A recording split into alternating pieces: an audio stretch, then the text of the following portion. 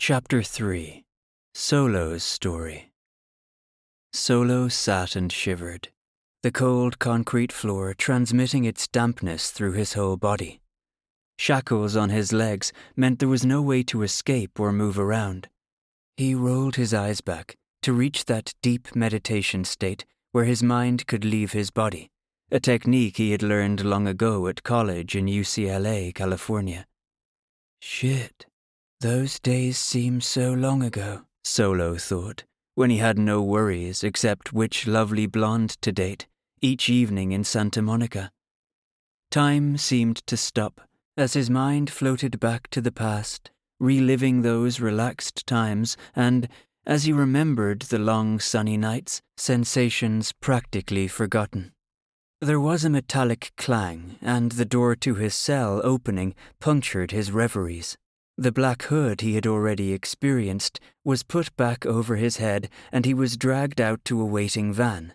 After the uncomfortable 30 minutes drive, the van came to a stop, and the doors opened. Solo felt himself being dragged through some clean-smelling corridors, eerily quiet and familiar in a way he could not place. Roughly pushed into a basic metal chair, arms cuffed behind it, the hood covering his face was violently pulled off. Piercing blue eyes, set in a craggy, sunburnt face, bore into him. They were alone in a small, white-walled office with just a camera looking down from its stand in the far corner. He wondered for a moment who was watching them and whether they were listening as well. Then Solo realized where he was. The HQ of the Secret Security Services in Abuja. It had been a while, but now things started to fall into place. Blue eyes still locked onto his. Was it a contest of wills who would speak first? He thought he could win that one, but maybe it was better not to try as an opening gambit. He let a grin cross his face, showing off his once prized American smile. "I guess this is not a social call," Solo said. For a moment, the craggy face looked like it might crack and soften, a tiny grin exposing a flawless set of white teeth that only Americans seemed to manage.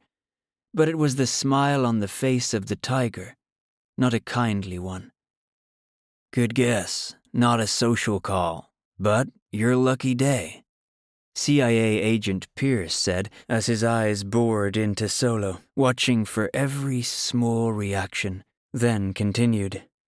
"Just listen, and I'm going to lay it out for you. Then you are going to say yes, or go back to the shithole they dragged you from. And by the way, you don't smell too good, so I'm going to make this fast and get out of here." "Count me in," said Solo quickly as Pierce finished the mission summary, thinking it would be a great improvement over solitary confinement with little chance of release.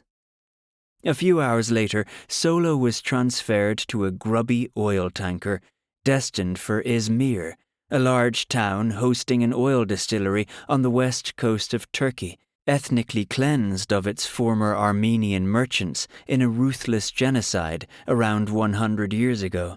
None of the locals cared to mention that now, or refer much to its largely Greek heritage. Many of its inhabitants looked as if they could as easily have been Greeks, often pale-skinned and some with blue-green eyes. But his official greeter on the dock, standing in front of a four-wheel-drive Ford Explorer with CD plates, was a trim-looking American Hispanic woman with short dark hair and few words. As she took his elbow to guide him into the back seat, he could feel the strength in her hand that, without trouble, clenched on one of his massive biceps. "Pilar Rodriguez, I'm in charge of you now. Jump into the back, buddy. Plenty of time for the welcome drink when we get you to your next stop," the CIA operative said, in a friendly voice. The first friendly voice Solo could remember in months. That helped his mood improve rapidly. The next stage was for Solo to complete his journey from Turkey to the UK, the route a wanted African terrorist and asylum seeker on the run would naturally take. The most suitable route, where she could at least stay in touch safely with her charge, was from the Turkish coast, across the short strait to the Greek island of Kos. From there, Solo could take a ferry to the Greek mainland and then across borders through Macedonia, Serbia, Hungary, Austria, Germany, Calais, France, and on to reach England. A well-worn migrant route that would build his legend was essential for him to not arouse suspicion. On the way, he would reach out to London-based Peter Amobi, the reclusive and seemingly untouchable Nigerian millionaire living in Chelsea Marina, a private estate on the banks of the Thames. Amobi was the raison d'être of this mission.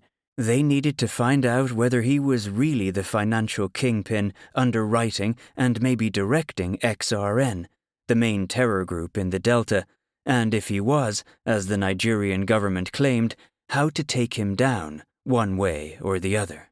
The Brits, while fully aware of the mission, were remarkably reticent about doing much about Amobi, brushing off the requests to have him extradited by the Nigerian government, saying they were the pot calling the kettle black. This was one of those annoying Brit expressions that the more direct Americans never quite grasped.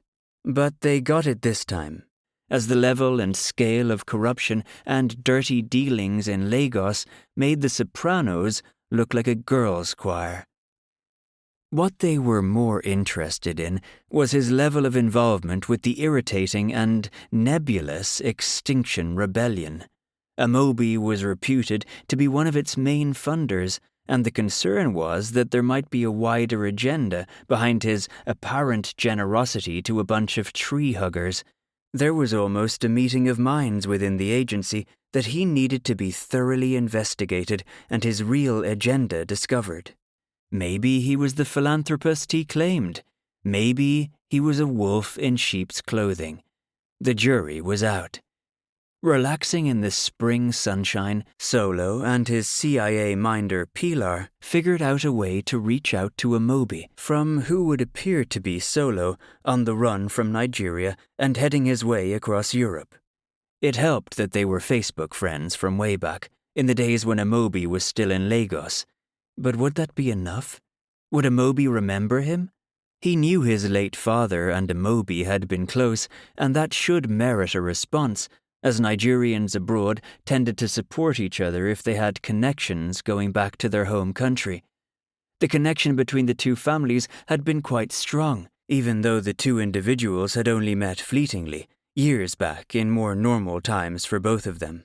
A Facebook message was dispatched, with a photo of a grinning Solo sitting at the Athens Café, taken by his minder Pilar from across the table. They were about to leave when Solo's phone pinged to signal an incoming communication on Messenger. Since they never used that facility due to its limited security level, they both knew it must be a response from Amobi. It was indeed, and hey presto, it could not have been better. He wished Solo the best of luck with his journey and said to look him up in London. Reading Amobi's text out loud, Solo said, "Good to hear from you, and wishing you the best of luck with your journey. Look me up once in London. Do send me your snaps along the way. Impressed that you always seem to fall on your feet. It's a shame your father cannot be with us."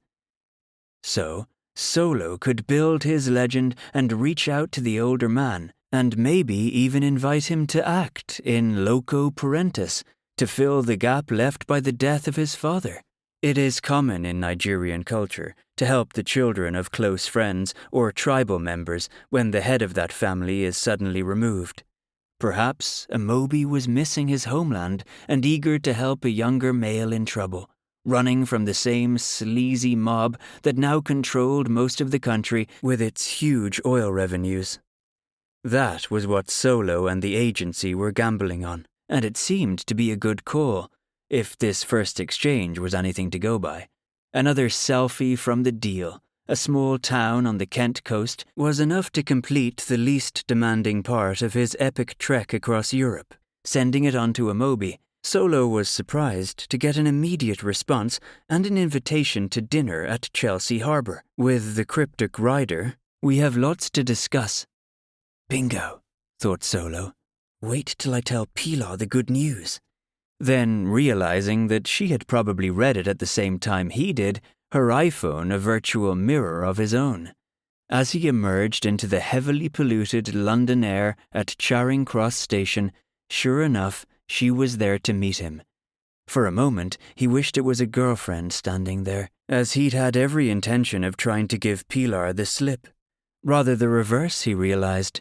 I'm already getting a little bit attached to my cool American minder.